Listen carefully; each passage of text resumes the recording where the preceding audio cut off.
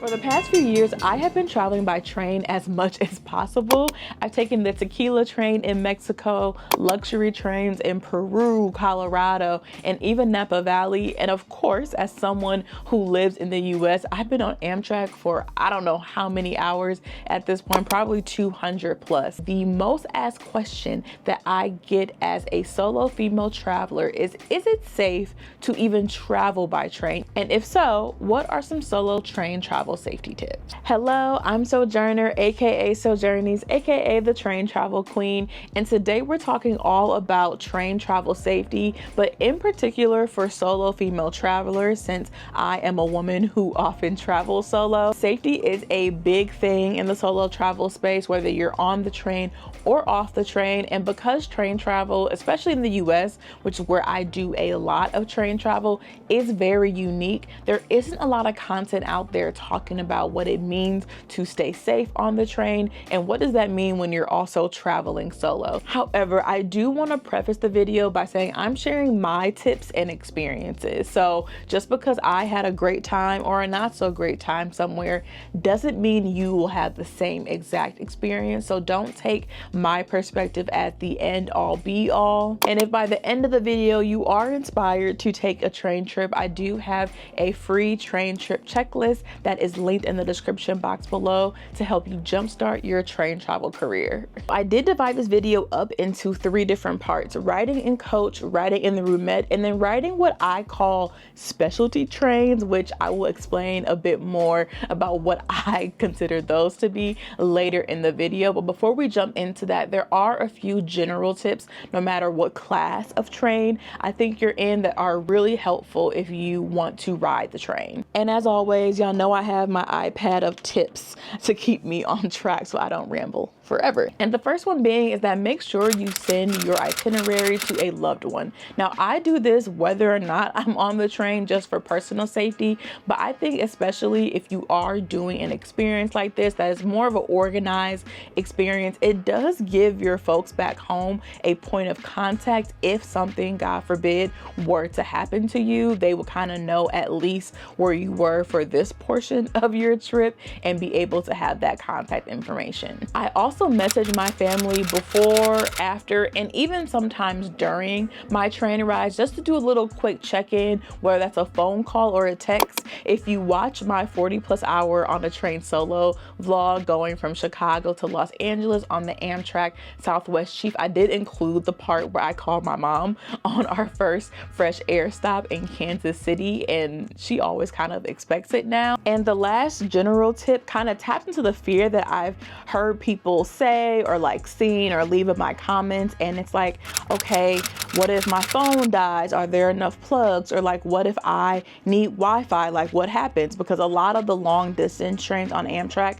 just don't have the Wi-Fi, especially if you're going to the West Coast. So I do have a few different options. So if you are in a Roomette or you are near a plug, I find that there aren't really a whole lot on the train and that only one person can use it at a time. So I do bring this. Now, I don't use this often. I really only use it at night to charge my devices, but as you can see, it has a lot of outlets on here, as well as like USB and USB-C cord to charge stuff right there too. And for me, I'm a creator, obviously, so I have a lot of technology while I am traveling. Having something like this is something I actually use when I am working remotely from different places, but it also comes in handy sometimes on the train. And this is linked in my Amazon storefront, so I will put all of my train travel essentials lists linked in the description box below. However, I think a more portable option is something like a power bank. And I actually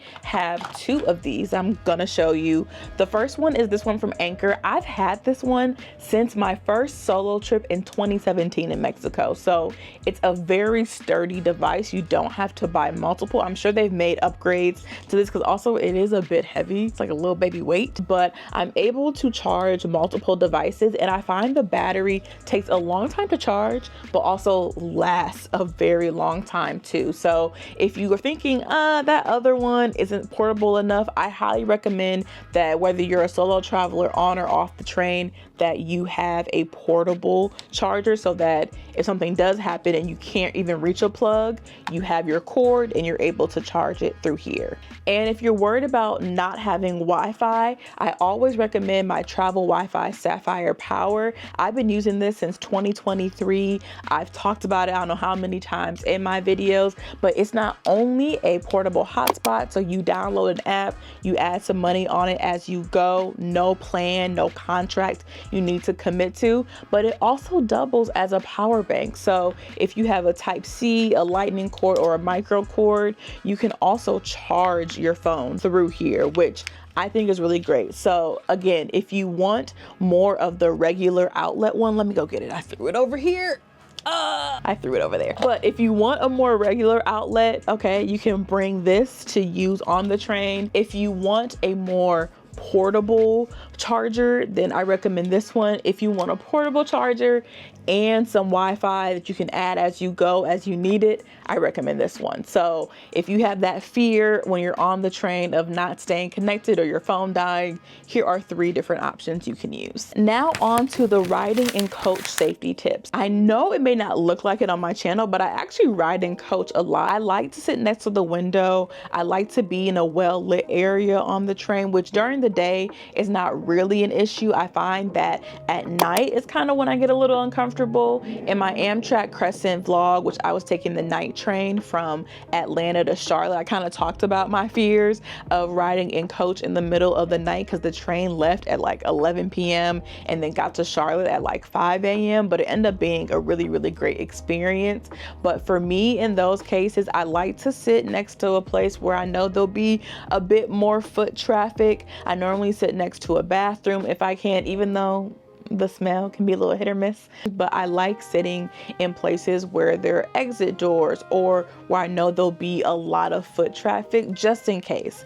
And I think the biggest difference between riding in coach as a solo train traveler during the day versus at nighttime is that I actually opt for the aisle seat at nighttime, because if the person next to me, you know, may creep me out, I don't know, I want to be able to get up and flee. So in that case, I like to sit in the aisle seat. But in other cases, especially during the day, I love a good window seat to look out and enjoy the views. But overall, my experience in coach as a solo train traveler have been great. I've been sat next to some really great people. And I think one of the things I really like about most Amtrak trains in particular in the US is that I'm able to get up and move if I do feel uncomfortable, which I think is really nice because there is no assigned seating on a lot of the coach rides on Amtrak. I can't really speak to other countries. I think every country will differ and vary as far as the rules, but I find that a lot of the times if you are uncomfortable on the train, you can just get up and move if you want to remove yourself from a uncomfortable or dangerous situation. Now let's on to talk about safety in the Roomette and what that actually looks like. I think there is a level of seclusion that I do like about them. So if I am overwhelmed or like overstimulated after dinner or being in the observation car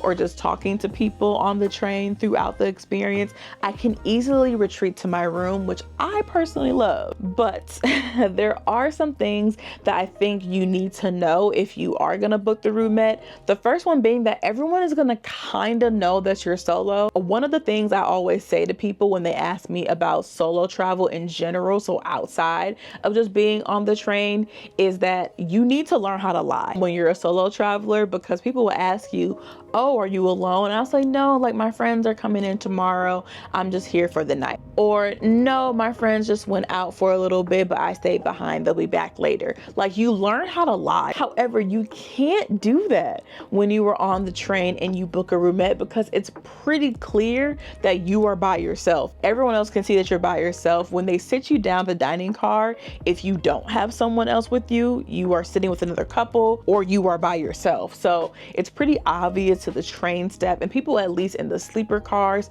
that you are a solo train traveler. Like, I joke that lying is a solo traveler's best friend, but I honestly don't think it's necessary to do when you even are in the Roomette, because you were on the Roomette with the same people for multiple days. They're gonna know that you're solo. So it really doesn't make any sense to lie. And honestly, I don't feel the urge to lie while I'm on the train. No one bothers me anyway. We have our small talk over dinner and I go back to my room, or I go in the observation car to enjoy the view. So overall, I think the chances are pretty low of someone bothering you just because the roomettes are already very secluded. With that said, there are some things I do bring to make my life in the roomette at least seem a bit safer. And the first one is this little device. So this is a doorstop alarm that you would slide under your door. Now I will say this fits just enough under the Amtrak roomettes. I think it's just enough to be,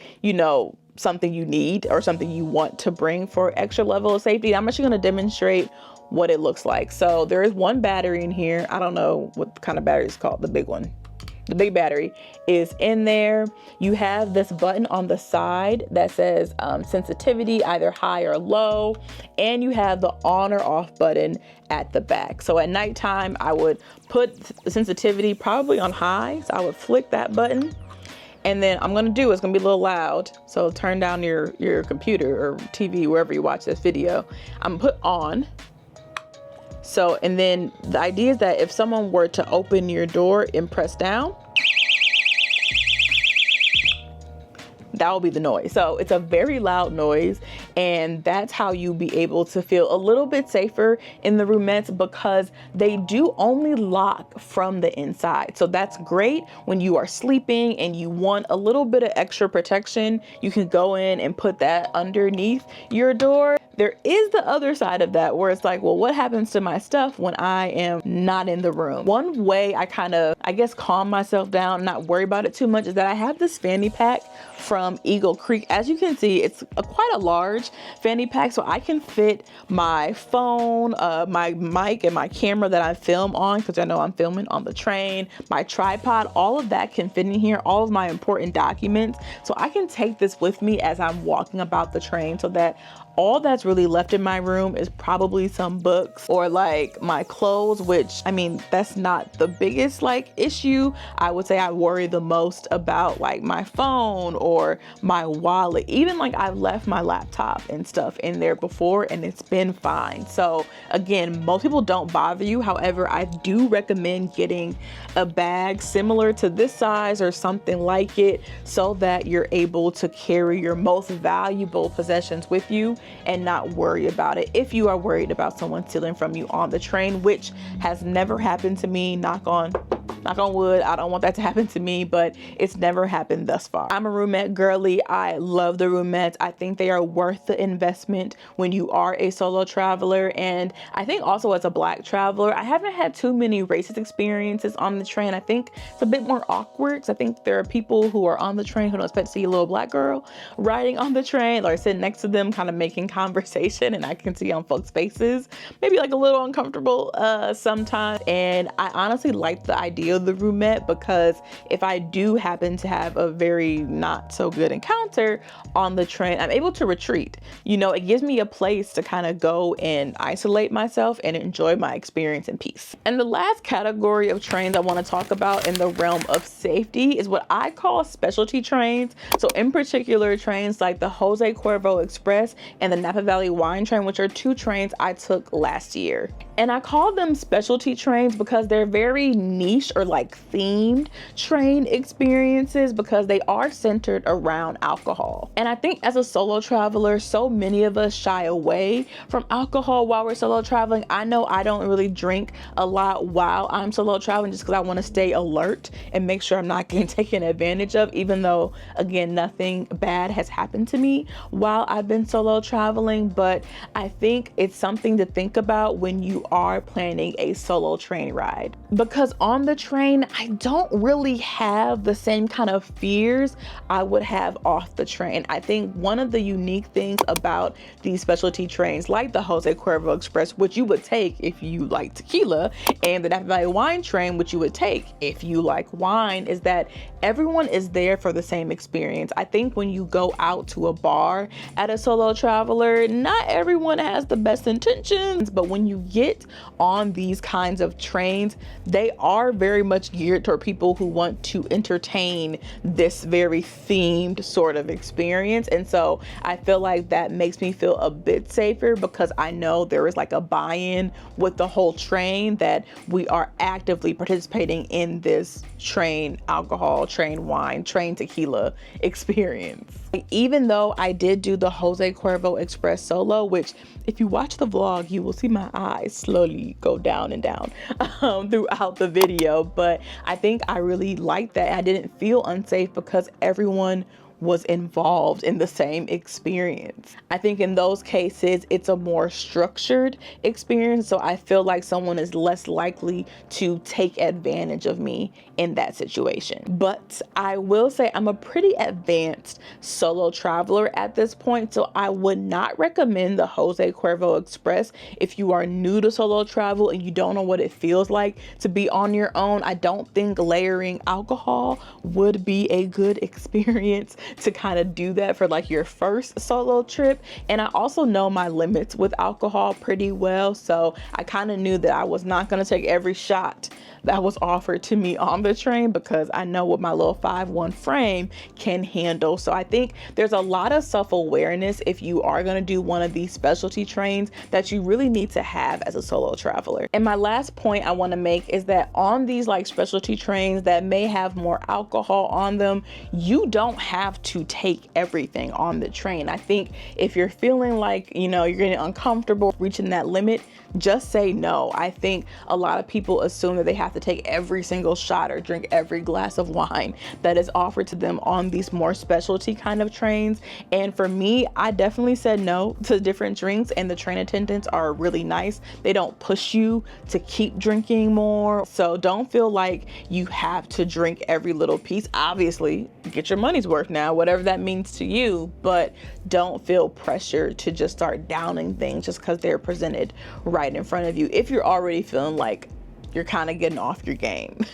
I love train travel quite a bit, and I thankfully have not had any scary experiences on the train, which I am very, very grateful for, especially as a solo train traveler. And I hope to do more train rides internationally just to have more of a comparison, because I've done so many US train rides solo, but I want to kind of branch out and go to like Vietnam or Thailand or Japan or Sri Lanka or any country in Europe. Honestly, I would love to kind of do more comparison videos and kind of talk about what safety may look like or feel like when I am in different places. So I'm putting that out to the universe. If anybody's watching, any tourism boards or train companies, I'm your girl. Put me on the train.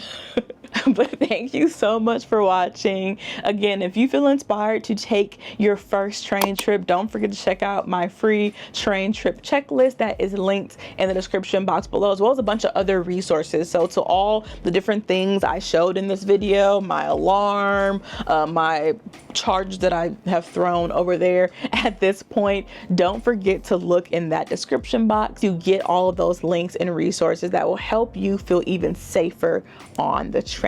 As always, stay curious, drop any comments or tips if you are a train traveler for other aspiring train travelers below, and I will talk to y'all in my next video. Bye.